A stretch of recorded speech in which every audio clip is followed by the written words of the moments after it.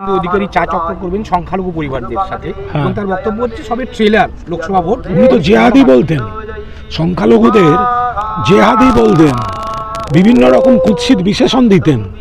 ঠেলায় পড়লে বেড়াল গাছে ওঠে, ঠেলায় পড়লে বেড়াল গাছে ওঠে, বেড়াল গাছে উঠছে। আমরা তো হিন্দু মুসলমান সকলকে একসঙ্গে নিয়ে চলি। শুভেন্দু অধিকারী তো এতদিন মুসলমানদের জেহাদি জঙ্গি এইসব বলে এসছে, তাহলে এখন ঠেলায় পড়ে বেড়াল গাছে উঠছে। এই লোকসভা নির্বাচনে শুভেন্দু অধিকারী বলেছেন যে তৃণমূল বিসর্জন হয়ে যাবে। দেখুন, বিধানসভা নির্বাচনও আব কি বার 200 পার শুনেছিলাম, সেটা হয়নি। তৃণমূল তৃতীয়বারের জন্য সরকার গঠন করেছে। বিধানসভা নির্বাচন আমরা দেখেছি, লোকসভা নির্বাচনে মিনিমাম 30 থেকে 35, বাংলায় 30 থেকে 35 ইনক্লুডিং তমলুক এবং কাঁথি আমরা জিততে চলেছি, তৃণমূল কংগ্রেস জিততে চলেছে। কাঁথিতে গেছিলাম একদিন, সৌমেন্দু দাঁড়িয়েছে, এরা নাকি পরিবারবাদের কথা বলে। অধিকারী বলছেন মানে যদি পাগলের কথা হয় কি করা যাবে। ইলেকশন কমিশনটা দিল্লিতে, তো সেই জন্য দিল্লিতে যাওয়া হয়েছে। ইলেকশন কমিশনের সদর দপ্তরটা দিল্লিতে যাওয়া হয়েছে। ওরা বরং এখানে কেন্দ্রীয় বাহিনী যখন দিল্লি থেকে বাহিনী আসে তখন ওদের কেমন লাগে, আরও দাও, দিল্লি থেকে পাঠাও। তার বেলা মনে হয় না যে দিল্লির জেঠুদের পায়ে ধরে বলছি লেঠেল বাহিনী পাঠাও, তখন দিল্লি খুব ভালো। আর দিল্লিতে ইলেকশন কমিশনে তৃণমূল গিয়ে কোনো নথিপত্র দিলে তখন সেটা খারাপ। ওয়ার্ড বন্টনে, পুরসভার ওয়ার্ড বন্টনে একটা বিস্তর গোষ্ঠী মানে আছে, খুব আছে তৃণমূলের অন্দরে, মানে কর্মীদের মধ্যে, সব সমাজ মাধ্যমে বারবার। ওগুলো কোনো বিষয় নয়। সভাপতি আছেন, টাউন সভাপতি আছেন, নেতৃত্ব আছে, জেলা নেতৃত্ব আছেন, আমরা সবাই আছি, এগুলো কোনো প্রবলেম হবে না। আমি পূর্ব মেদিনীপুরের মানুষকে অনুরোধ করব, বিশেষ করে যারা আদি বিজেপিরা আমাদের সঙ্গে যোগাযোগে আছেন, বহু বড় নেতা যোগাযোগে আছেন, তারা এই দলবদলুদের, যারা দলবদল করে গিয়ে পার্টি হাইজ্যাক করে নিয়েছে, সিবিআই ইডি থেকে বাঁচতে গেছে, তাদের সমর্থন করছেন না।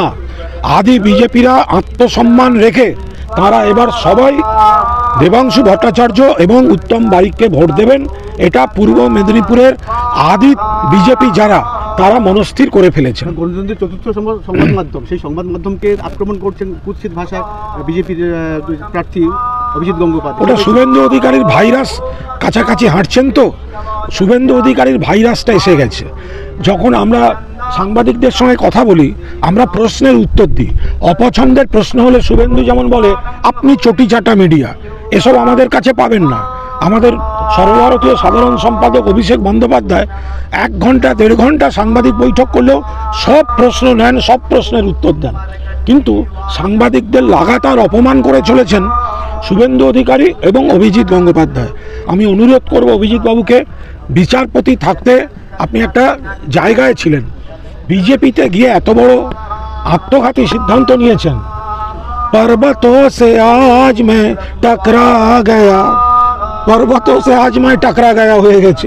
তো সুতরাং আপনি নিজের সম্মানটা রাখতে এই ধরনের সাংবাদিকদের কটু মন্তব্য, বিরোধী প্রার্থীকে কটু মন্তব্য, এগুলো এড়িয়ে চলুন।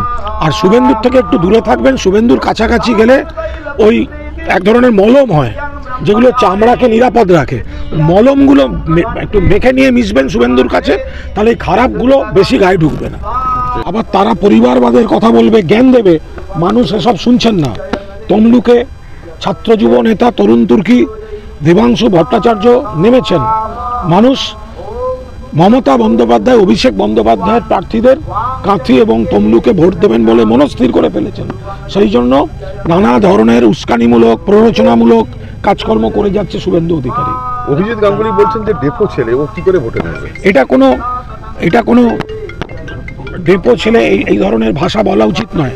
দেবাংশু ভট্টাচার্য ছাত্র যুব নেতা, আমাদের আইটি সেলের প্রধান, এবং আসলে উনি বিপথগামী বিচারপতি।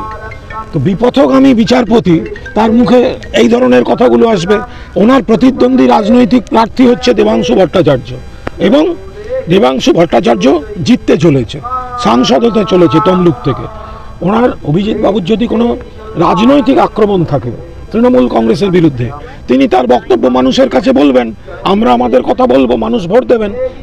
কিন্তু উনি যদি ব্যক্তিগতভাবে কুৎসিত বিশেষণ ব্যবহার করেন আমাদের প্রার্থীদের জন্য, তাহলে আমরা বলছি বিপথগামী বিচারপতি। বাংলায় বিজেপি সরকার এলে জেল খাটাদের 5,000 টাকা করে মহার্ঘ ভাতা দেবে ঘোষণা করেছেন শুভেন্দু। আরে মহার্ঘ ভাতা হয় না, ওটা সংগ্রামী ভাতা বলেছে। দেখুন, প্রথম কথা, মাসির গোপ থাকলে মেসো হতো। তো বিজেপি ক্ষমতায় এলে নাকি সংগ্রামী ভাতা দেবে, তো বিজেপি ক্ষমতায় আসবে না, সংগ্রামী ভাতা দেবে না। 2 নম্বর, যখন মডেল কোড অফ কন্ডাক্ট চলছে তখন এই ধরনের টাকা দেব, ভাতা দেব, যতই ভাঁতা হোক, যতই কাল্পনিক হোক, এই ধরনের কথাগুলো বলা যায় না। আর পূর্ব মেদিনীপুরে বিশেষ করে নিজেদের সংগঠন নেই বলে যেভাবে তমলুক এবং কাঁথি লোকসভা কেন্দ্রে বহু তৃণমূলের কর্মীকে সিবিআই এনআইএ এর মিথ্যে মামলা দিয়ে দীর্ঘদিন ধরে জেলে রাখা হচ্ছে, আটকে রাখা হচ্ছে, তো তাদের সংগ্রামী ভাতাটা কে দেবে? কোথার থেকে কে দেবে? শুভেন্দু অধিকারী এজেন্সি ব্যবহার করে তো তৃণমূলের যারা কর্মী তাদেরকে দীর্ঘদিন ধরে জেল খাটান হারের সময় হয়ে এসছে, এখন পাগলের মতো কথা বলছে। নন্দীগ্রামে তৃণমূলকে ঐক্যবদ্ধ দেখা গেল এই লোকসভা পঞ্চায়েত ভোটে দেখা গেল নন্দীগ্রামে তৃণমূল পরিষ্কারভাবে ঐক্যবদ্ধ ছিল। পঞ্চায়েত ভোটে স্থানীয় সমীকরণ কিছু কিছু গ্রাম পঞ্চায়েত ইত্যাদিতে কাজ করে।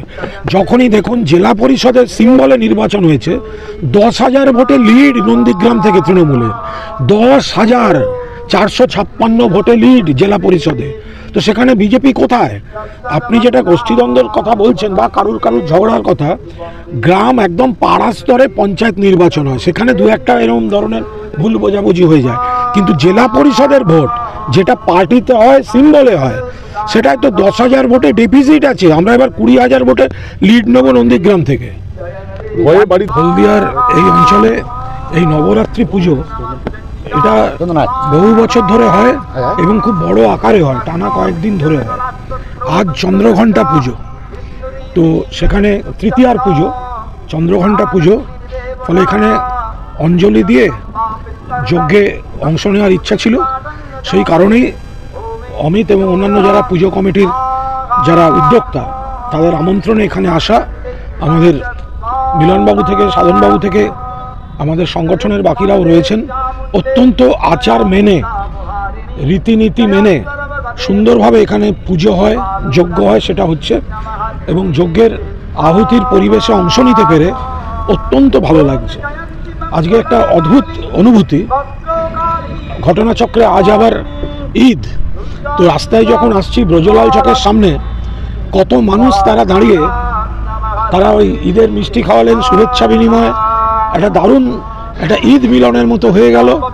আবার এখানে এসে এই যজ্ঞে পার্টিসিপেট করা, এটা একদম ওপরওয়ালার আশীর্বাদে একটা সুন্দর মেলবন্ধনের দিন হয়ে গেছে। সামনে লোক কথা ভেঙে যাচ্ছে, গলা প্রচারের জন্য কি এটা হয়েছে? গলা তো ভেঙে যাবেই, গলার আর দোষ কি? গলা একটু বেশি চিৎকার চেঁচামেচি হয়েছে, প্রচুর কথা বলা হয়েছে, ঘটনাচক্রে গলাটা একটু ভেঙেছে, তার সঙ্গে কোনো